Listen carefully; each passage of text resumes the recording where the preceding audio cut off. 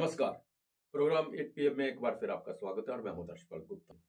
तो आइए अब नजर डालते हैं आज के समाचारों पर। रक्षा मंत्री राजनाथ सिंह ने सोमवार को सियाचिन बेस कैंप का दौरा किया और इसे भारत के शौर्य और पराक्रम की राजधानी बताया। राजनाथ सिंह ने लद्दाख में सियाचिन ग्लेशियर के कुमार पोस्ट पर तैनात सशस्त्र बल के जवानों से बातचीत की। उन्होंने उनके साथ मिठाइयों का भी आनंद लिया। इस मौके पर राजनाथ सिंह ने कहा कि आप दुनिया के सबसे ऊंचे युद्ध क्षेत्र सियाचिन ग्लेशियर पर जिस तरह से देश की रक्षा करते हैं, इसके लिए मैं आपको बधाई देता हूं। सियाचिन की ज़मीन कोई आम ज़मीन नहीं है, ये देश की संप्रभुता और दृढ़ता का प्रतीक है। ये हमारे राष्ट्रीय संकल्प का प्रतिनिधित्व करता है। हमारी राष्ट्रीय राजधानी दिल्ली है, मुंबई हमारी आर्थिक राजधानी और हमारी तकनीकी राजधानी बेंगलुरु है। सियाचिन भारत के शौर्य और पराक्रम की राजधानी है। राजनाथ सिंह ने सियाचिन बेस कैंप में युद्ध स्मारक पर पुष्पांजलि अर्पित की और बहादुरों को श्रद्धांजलि दी। हमारी सेना के जवानों से मिलता रहता हूं, लेकिन होली के अवसर पर आप लोगों से मिलना और आपके साथ होली खेलना मेरे लिए सबसे सुखद क्षणों में से एक होता है। साथियों, उत्सव और त्योहार मनाने का आनंद अपनों के ही बीच आता है। यह आप लोगों का भी अनुभव होगा। भारत तो पर्व और यह त्योहारों का देश है। होली के पर्व पर मौसम खराब होने के कारण मैं चाहते हुए भी आप लोगों के बीच नहीं पहुंच पाया था। इसलिए लेह में ही वहां जो भी जवान मौजूद थे उनके साथ मैंने होली मनाई थी। लेकिन तय किया था कि मौसम क्लियर होने के कुछ ही दिनों के अंदर मैं निश्चित रूप से सियाचिन जरूर जाऊंगा। इसीलिए मैं यहां पर आया हूं। देर से ही सही आपको और उनके आपके सारे परिवारजनों को भी मैं बिलेटेड हार्दिक शुभकामनाएं देता हूं। साथियों, आप सभी सैनिक होने के नाते रक्षा मंत्री राजनाथ सिंह ने कहा कि विश्व के सबसे ऊंचे रणक्षेत्र सियाचिन ग्लेशियर में तैनात भारतीय सेना देश की मजबूत इच्छा शक्ति व दृढ़ संकल्प का प्रतीक है। विषम परिस्थितियों में देश सेवा करने का भारतीय सैनिकों का जज्बा अतुलनीय है। सियाचिन के आधार शिविर कुमार पोस्ट पर पहुंचे रक्षा मंत्री राजनाथ सिंह ने कहा कि फौलादी इरादे रखने वाले भारतीय सैनिक किसी देवता से कम नहीं है। वे उस दैवीय वस्त्र की तरह हैं जिसने वक्त प्रहलाद को होलिका द्वारा आग में जलाने से बचाया था। रक्षा मंत्री सोमवार सुबह सियाचिन ग्लेशियर के आधार शिविर में वॉर मेमोरियल में सेना के बलिदानियों को श्रद्धा सुमन अर्पित करने के बाद सैनिकों का संबोधन कर रहे थे।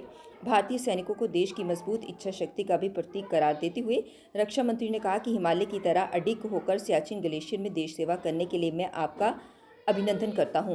उन्होंने कहा कि मैं होली का त्यौहार आपके साथ मनाने के लिए गत माह सियाचिन आना चाहता था। खराब मौसम के कारण सियाचिन में ना आ पाने के कारण मैंने होली का त्यौहार लेह में सैनिकों के साथ मनाया था। सैनिकों को होली के त्यौहार की शुभकामनाएं देते हुए रक्षा मंत्री ने कहा कि मुझे होली पर सियाचिन ग्लेशियर ना आने की वेदना थी, इसलिए मैं आज आया हूँ। हम सब जानते हैं कि भारत में एक परंपरा है कि जब भी हमारे यहाँ कोई शुभ अवसर आता है तो उसकी शुरुआत हम अपने आराध्य देव की पूजा अर्चना के साथ करते हैं। हम भोज भी करते हैं तो पहले ईश्वर को भोग लगाने की हमारे यहाँ विधि होती है, उसकी परंपरा है। भगवान को भोजन अर्पित करने के बाद यदि घर में कोई श्रेष्ठ जन आया हो, कोई संत महात्मा आया हो या फिर पुरोहित आए हों, गुरु आए हों, तो उसके बाद उन्हें भोजन अर्पित किया जाता है। इन सब के बाद ही घर के लोग भोजन ग्रहण करते हैं। यह परंपरा आपके यहां भी होगी। मेरे अनुसार ठीक यही चीज हमारे पर्व त्योहारों पर लागू होनी चाहिए। दीपावली का पहला दिया, होली का पहला रंग, यह सब अपने इस भारत के रक्षकों के नाम होना चाहिए, हमारे सैनिकों के साथ होना चाहिए। पर्व त्योहार पहले सियाचिन और कारगिल की चोटियों पर मनाए जाने चाहिए, राजस्थान के तपते रेतीले मैदानों में मनाए जाने चाहिए, हिंद महासागर की गहराई में स्थित पनडुब्बी में सवार भारतीय नौसेना के नौसैनिकों के साथ मनाए जाने चाहिए। उसके बाद ही लोगों को होली, दीपावली जैसे त्योहारों को मनाने में आनंद की अनुभूति होगी। इसलिए मैंने सोचा कि मुझे होली का पहला टीका अगर कहीं पर लगेगा तो हमारे सैनिकों से लगेगा। नेशनल कॉन्फ्रेंस के नेता उमर अब्दुल्ला ने रविवार को पीटीपी पर जम्मू कश्मीर में इंडी गठबंधन के खिलाफ चुनाव लड़कर भाजपा को फायदा पहुंचाने का आरोप लगाया।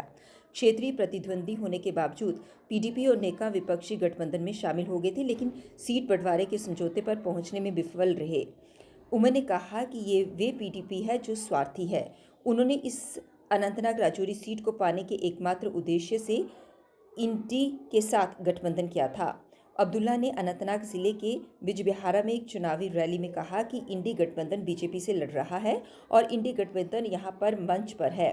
जो लोग इस मंच पर नहीं हैं वे भाजपा को फायदा पहुंचाने की कोशिश कर रहे हैं। ये एक सच्चाई है।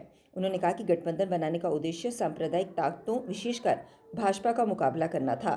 जम्मू और कश्मीर में भी इसी उद्देश्य के साथ इंडी गठबंधन में शामिल हुए। उद्देश्य सीटों या अपने स्वयं के लाभ की तलाश नहीं थी। राजकीय मेडिकल कॉलेज जम्मू और श्रीनगर में आधुनिक रोबोटिक सर्जरी की पहल की दिशा में काम किया जा रहा है। इसके लिए जीएमसी जम्मू प्रशासन की ओर से Jammu Kashmir medical supply corporation को एक प्रस्ताव बनाकर भेजा गया, जिसमें रोबोटिक उपकरण के लिए रेट कॉन्ट्रैक्ट सहित अन्य औपचारिकताएं पूरी की जाएंगी। पिछले बजट में केंद्रीय वित्त मंत्री ने दोनों जीएमसी में एक रोबोटिक सर्जरी का प्रावधान रखा था, जिसमें 50 लाख रुपए सिविल कार्यों के लिए रखे गए थे। रोबोटिक सर्जरी शुरू होने पर सर्जरी के क्षेत्र में रोगी चिकित्सा देखभाल और मजबूत होगी। जीएमसी जम्मू के सर्जरी विभाग के 4 थिएटरों में रोजाना 16 से 20 छोटे बड़े ऑपरेशन किए जा रहे हैं।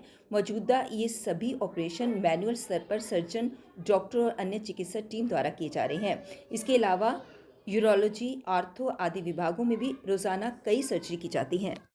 जम्मू कश्मीर की ग्रीष्मकालीन राजधानी श्रीनगर में सोमवार को राष्ट्रीय जांच एजेंसी ने छापा मारा।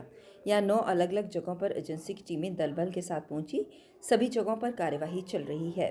बताया जा रहा है कि आतंक संबंधी मामले में जांच के सिलसिले में ये कार्रवाई की गई है। इससे पहले रविवार को सुरक्षा बलों ने राजौरी के थन्ना मंडी इलाके में एक आतंकी ठिकाना ध्वस्त कर 1 से आधा किलो की 8 इम्प्रोवाइज्ड एक्सप्लोसिव डिवाइस बरामद कर एक बड़ी साजिश को टाल दिया। इस बीच पुंछ जिले में सुरक्षा बलों ने एक आतंकी मददगार कमरुद्दीन को 2 चीन निर्मित ग्रेनेड और एक पाकिस्तानी पिस्तौल के साथ गिरफ्तार किया। लोकसभा चुनावों में अशांति फैलाने के लिए पाकिस्तान लगातार साजिशें रच रहा है। राजौरी जिले के थन्ना मंडी के आजमताबाद इलाके में सेना पुलिस की एसओजी ने एक सूचना के आधार पर संयुक्त तलाशी अभियान में एक आतंकी ठिकाने का पर्दाफाश करते हुए 8 आईईडी समेत गोला बारूद बरामद किया। विश्व कश्मीरी समाज द्वारा जगटी में 2 दिवसीय मेडिकल कैंप का आयोजन किया गया, जिसमें स्पेशलिस्ट डॉक्टर्स द्वारा निःशुल्क मरीजों की जांच व टेस्ट किए गए। इस कैंप में न सिर्फ जगटी के बल्कि दूरदराज क्षेत्रों से आए लोगों ने अपनी जांच कराई। इस मौके पर विश्व कश्मीरी समाज के convenor Kiran Watal, Raj Nehru vice chancellor Vishwakarma university Haryana व पूर्व डीजीपी कुलदीप खुड्डा ने स्पेशलिस्ट डॉक्टर्स और अन्यों द्वारा अपना योगदान दिए जाने के लिए उन्हें सम्मानित किया। गुजरात में राजपूत कम्युनिटी को लेकर अभद्र भाषा का प्रयोग किए जाने को लेकर युवा राजपूत सभा ने यूनियन मिनिस्टर पुरुषोत्तम रूपाला के खिलाफ प्रदर्शन किया। इसके लिए उन्होंने जुगल किशोर शर्मा को इस मामले में हस्तक्षेप कर जांच करने की मांग भी की। इलेक्शन हो जानी है 26 तरीक, ਉਹਦੇ बाद आरक्षण का बड़ा बड़ा एक जनरल इजलास है जम्मू की, एक कमेटी बनी ही। मैं उन्हें भी आखना चाहना, अस कुछ अक्क नहीं मारना चाहते, लेकिन साढ़े भी बच्चे हैं, साढ़ी भी आवाज़ है, साड़ी आवाज़ भी गूंजनी चाहिए। साढ़े उपर अत्याचार क्यों होगा? मैं सारे मीडिया प्रेमी की हथ जोड़िए विनती करना चाहना, यार तुस भी इन्हें पुछो कि तुसें पूरे जम्मू का अग्ग कट्टिया 10% दिता प्हाड़ियों की, उत्थे जाइए तुस इलेक्शन क्यों नहीं लड़ा? क्यों नहीं रविंद्र ने इलेक्शन लड़ा? जो गांव बाग में इलेक्शन लड़नी है, मैं तक्का चोरी चोरी अज सिंह चोरी चोरी तक्का ऐसा नहीं होगा कि तू भी तो चोरी चोरी तकना पवा। एक गल पूछना चाहते तुझे माध्यम कन्नै कि साढ़े उपर कोई गालियां कड्डे, साड़ी मां बेटी पर कोई गल करे, फिर कोई बोले भी नहीं। आ सारे समाज अगे इन्नी गल जरूर खुलास करके कि मां बेटी जिन्हें साड़ी है इयां होंदी है। पहले उपराज्यपाल मनोज सिन्हा ने सोमवार को श्रीनगर के गंडाबल इलाके का दौरा किया, जहां पिछले हफ्ते झेलम नदी में एक नाव पलटने से 6 लोगों की डूबकर मौत हो गई थी। एक अधिकारी ने बताया कि एलजी सिन्हा ने मृत व्यक्तियों के परिवारों से मुलाकात की और उन परिवारों से भी मुलाकात की जिनके परिजन अभी भी लापता हैं। उन्होंने कहा कि सिन्हा ने उस स्थान का भी दौरा किया जहां बचाव अभियान अभी भी चल रहा है।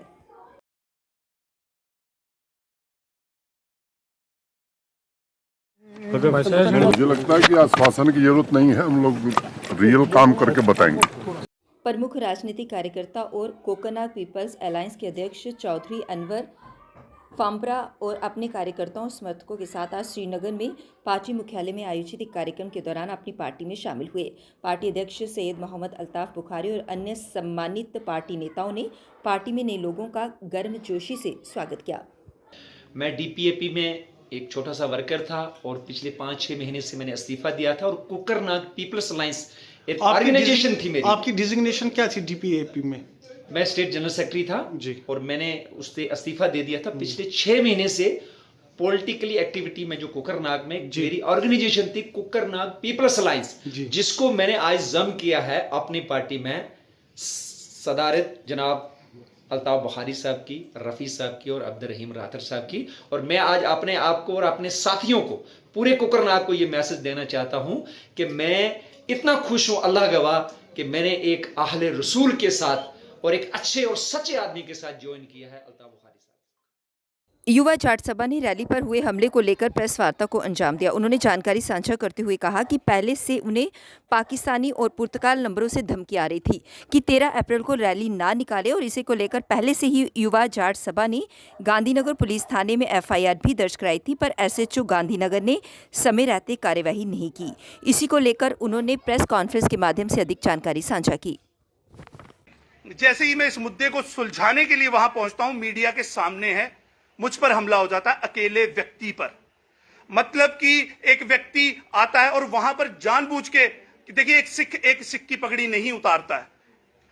वहां पर कुछ उस भीड़ में जो लोगों को प्रोवोक किया गया था, जानबूझकर प्रोवोक किया गया था, वेस्टेड इंटरेस्ट के साथ प्रोवोक किया गया था, उसमें जो कुछ चंद अनासर तत्व थे, हम वहां पूरी पब्लिक को हम नहीं बोलते हैं कि वो जो है उस मामले में इन्वॉल्व है। उसमें कुछ लोग थे जिन्होंने जानबूझकर ये वर्डिंग यूज की है कि पगड़ी उतारो।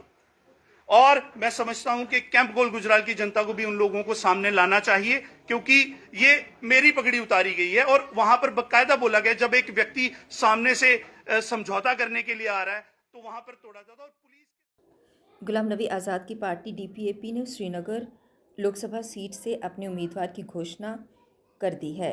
सोमवार को पार्टी ने बताया कि आमिर भट्ट श्रीनगर निर्वाचन क्षेत्र से डीपीएपी की तरफ से चुनाव लड़ेंगे।